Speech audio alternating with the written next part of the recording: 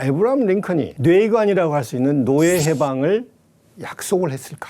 링컨이 16대 대통령이잖아요. 예. 네. 그 사이에 적어도 7대 앤드루 잭슨부터 16대 링컨까지 어마어마한 세월이 흘렀으면서도 대통령 그 누구도 이 약속을 하지 않습니다. 왜?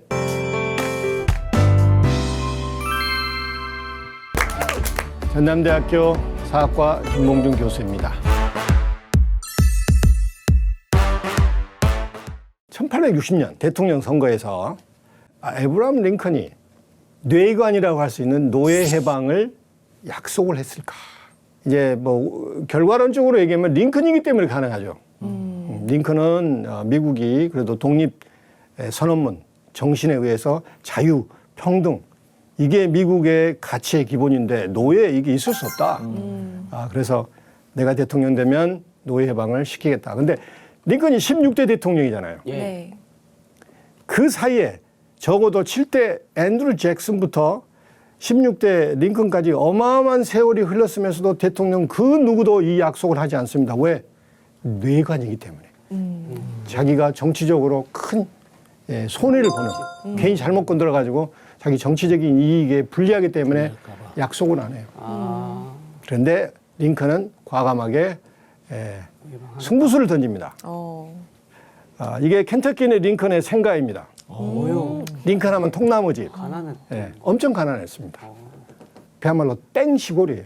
그러네요. 거기에 태어났고 교육도 1년을 만에 9개월 받습니다. 제대로 된 교육을 받지 않고 또 본인이 굉장히 사랑했던 어머니가 9살 때 돌아가시고 이게 하여튼 그 트라우마로 오랫동안 남았던 것 같아요. 또 아버지는 링컨을 책을 못 읽게 했습니다. 농사를 도와야지 무슨 책이냐. 그래서 교육을 받지 못했죠. 예. 또 굉장히 가난했습니다. 또 가정 환경이 불우했고 이런 링컨이 어떻게 노예에 대해서 다른 생각을 가질 수가 있었을까? 이게 사실 의문이에요. 그래서 제가 생가에 가면서 다시 한번 확인했습니다. 왜냐하면은 뭔가가 있을 것이다. 다른 동료 어린아이들은 이게 흑인들 지나갈 거, 노예들 지나갈 거 아니에요. 네. 그냥 다른 사람처럼 사람 취급 안 하는 거예요. 근데 왜 어린 링컨은 이 노예제도에 대해서 의문을 품었을까? 사실 링컨은 독서광이었습니다. 그래서 지금의 링컨을 만들었던 게 만들어졌다면 무엇일까의 첫 번째 해답은 독서. 성경을 포함한 독서. 그래서 링컨이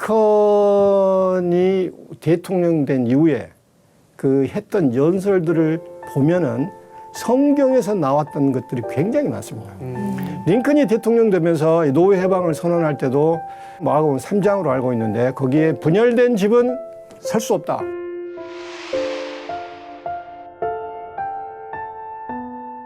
그 다음에 남북전쟁이 이제 미국 연방의 최대 시련이잖아요. 네. 이것은 하나님이 연단하는 시험대다. 이런 얘기를 자주 하는데 그것도 성경에 있는 얘기를 그대로 합니다.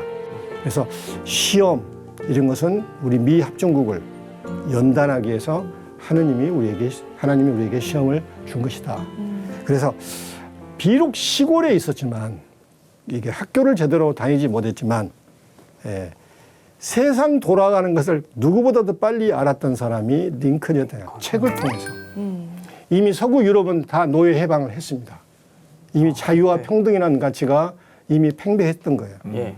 그런데 그걸 우리로 얘기하면은 혼자 인터넷을 통해서 봤구나. 예. 알았던 거예요. 그 인터넷이 그때는 없었기 때문에 책을 통해서 다른 친구들이 생각할 수 없는 것을 생각하게 되는 거예요. 왜 같은 사람인데 그들은 이 노예 상태에 있나? 그래서 결국 링컨이 당선되고 남부주들은 이제 예고했듯이 연방에서 떨어져 나옵니다. 그래서 남북 연합을 만들고 전쟁이 터집니다.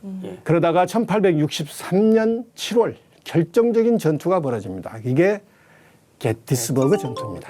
펜실바니아의 조그만 마을 게티스버그에서 향후 남북전쟁의 향망을 가리는 이 치열한 전투가 3일 동안 벌어진 누가 이겼을까요? 북이요. 그렇죠. 당연히 링컨이 지도력을 발휘했던 연방, 북부 연방이 이겼죠. 남부 연방, 남부 연합 군대는 한 번도 북쪽으로 진출을 못합니다. 마지막 남부가 항복할 때까지 계속 진격을 하게 됩니다. 그래서 계속 수세에 몰리다가 결국 1865년 4월 항복을 하는 거예요.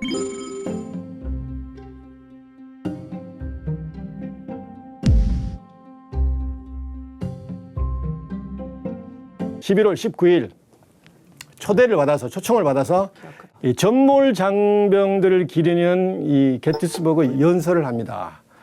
이게 지금의 링컨을 만들었던 굉장히 중요한 연설이에요. 링컨의 가치가 완전히 함축되어 있는 내용입니다. 그래서 길지 않기 때문에 제가 빠른 속도로 한번 읽어보겠습니다. 여든하고도 7해 전 우리의 선조들은 자유 속에 잉태된 나라, 모든 사람은 평등하다는 믿음에 바쳐진 새 나라를 이대리고 나왔습니다. 지금 우리는 그 나라 혹은 그같이 태어나고 그 같은 믿음을 가진 나라들이 오래도록 버틸 수 있는가 시험받는 내전을 치르고 있습니다. 그리고 우리는 그 전쟁의 거대한 격전지가 되었던 싸움터에 모였습니다. 우리는 그 땅의 일부를, 그 나라를 살리기 위하여 이곳에서 생명을 바친 이들에게 마지막 안식처로서 바치고자 모였습니다. 마지막 파트입니다. 우리들에게 남은 일은 오히려 명예로이 죽은 이들의 뜻을 받들어 그분들이 마지막 모든 것을 바쳐 헌신한 그 대의에 더욱 헌신하는 것입니다. 그것은 그분들의 죽음이 헛되지 않도록 하고 신의 가호 아래 이 땅에 새로운 자유를 탄생시키며 그리고 사람들의 의한 사람들을 위한 정부가 지구상에 죽지 않도록 하는 것입니다. 끝. 이게 전부입니다. 와. 근데 미국 학생들도 그러고 우리나라도 제일 마지막 부분. Government of the people, by the people, for the people. 사람들에 의한 사람들의 정부. 야, 이렇게 한 절로 민주주의의 가치와 이게 원칙을 이게 정말 압축적으로 표현한 이것이기 때문에 이게 사람들에 의한 사람들을 위한 정부, 이게 이제 게티스버그의 핵심으로만 기억을 해요. 이 게티스버그 연설을 계속 보다가 어느 순간 놀라운 것을 발견했습니다. 자기는 미국 사람 아닌 것처럼 3인칭을 쓴 거예요. 그 나라. 전쟁에 죽었던 전사했던 그분들. 여기에 빠진 게 뭔 줄 아십니까? 나라의 명칭이 안 나옵니다. The United States of America가 한 번도 나오지 않아요. 북군이라는 말도 나오지 않고 남군이라는 말도 나오지 않고 북군 병사라는 말도 연방 군사라는 말도 전혀 나오지 않고 다 3인칭이에요.